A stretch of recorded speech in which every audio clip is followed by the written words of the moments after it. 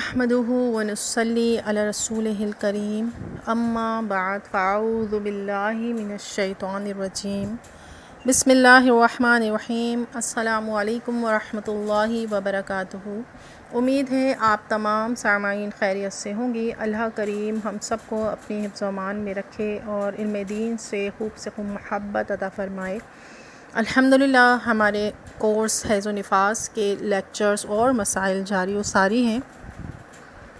آج ہم نفاس، کیونکہ ہمارے نفاس کے جو ہے وہ لیکچرز چل رہے ہیں، تو نفاس کے ہی کچھ مسائل ہم مزید جانیں گے۔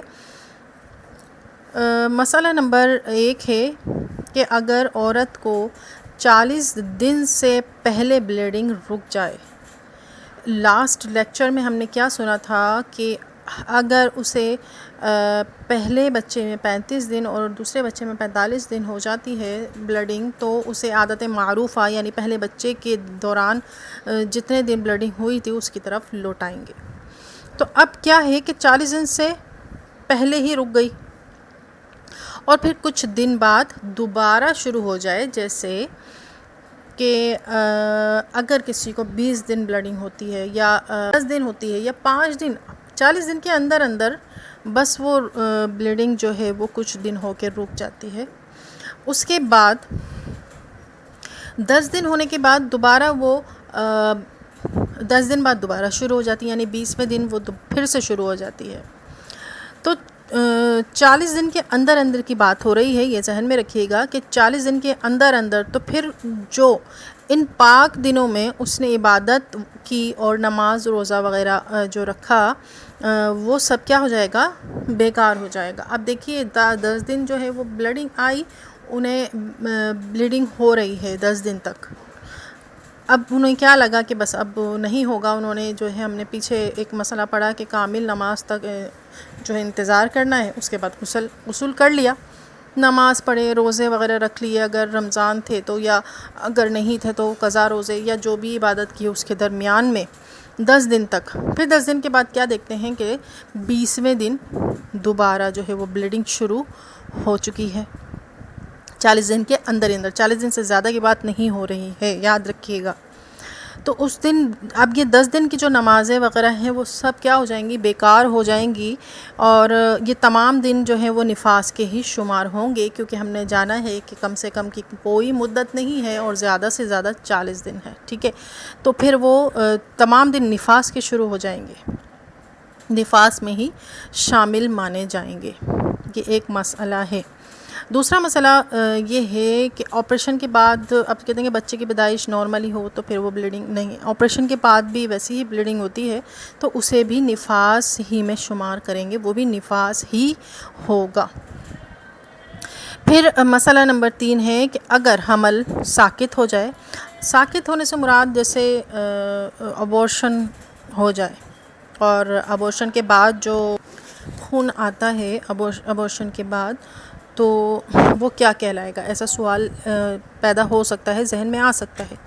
تو پھر دیکھیں، اگر ابورشن کے بعد آپ کے خون جاری ہو جاتا ہے اور ہوتا ہے ابورشن کے بعد بھی، تو پھر یہ دیکھے جائیں گے کہ اگر بچے کے عضو بن چکے تھے، 2 مہینے 3 مہینے میں بچے کے عضو بن جاتے ہیں، بعض کے نہیں بنتے ہیں، جن میں وہ بچے پھر ضائع ہو جاتے ہیں، تو یہ دیکھا جائے گا کہ بچے کے عضو بن چکے ہیں اگر تو وہ خون جو ہوگا کیا ہوگا کہ نفاس کہلائے گا۔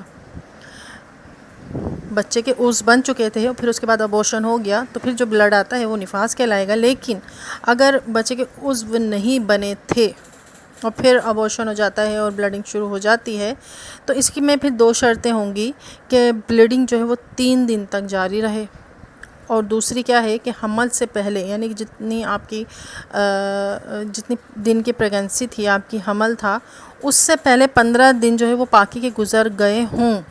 یہ آپ کو یاد ہونا چاہیے کہ میرے حمل سے پہلے 15 دن پاکی کے گزر چکے ہیں۔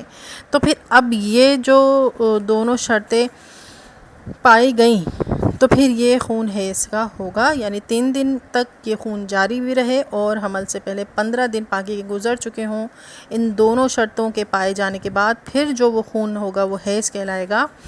اور اگر ایک بھی نہ پائی گئی تو پھر وہ استحاضہ کا خون کہلائے گا۔ یہ کس وقت ہوگا؟ کہ جب ابورشن ہو جائے اور بچے کا کوئی عضو نہ بنا ہو۔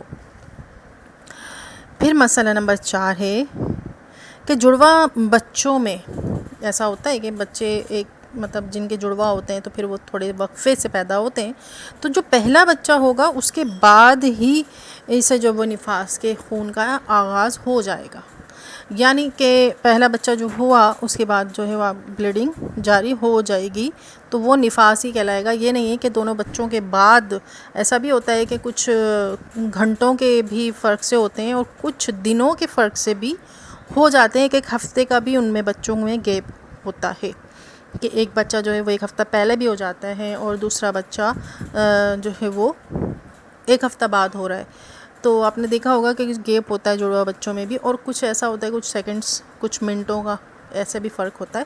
تو پہلے بچے کے وقت سے ہی جو بلیڈنگ شروع ہوگی آپ والدہ کو تو وہ وہی نفاس کہلائے گا۔ امید ہے آج کے جو ہم نے مسائل سیکھے ہیں وہ آپ کی سمجھ آ گئے ہوں گے۔ کوئی بھی مسئلہ درپیش ہو، کوئی بات سمجھ میں نہ آئی ہو تو آپ پرسنل میں سوال کر سکتی ہیں۔ اللہ کریم سے دعا ہے کہ ہمیں خوب علم دین خوب سے خوب سمجھنے کی توفیق مرحمت فرمائے، اسے دوسروں تک پہنچانے کی توفیق مرحمت فرمائے، کہ وہ آپ کے لیے صدقہ جاریہ ہوتی ہے، اور علم کو آگے بڑھانے سے بہتر کوئی صدقہ نہیں ہوتا۔ دعا میں یاد رکھیے گا۔ السلام علیکم ورحمۃ اللہ وبرکاتہ۔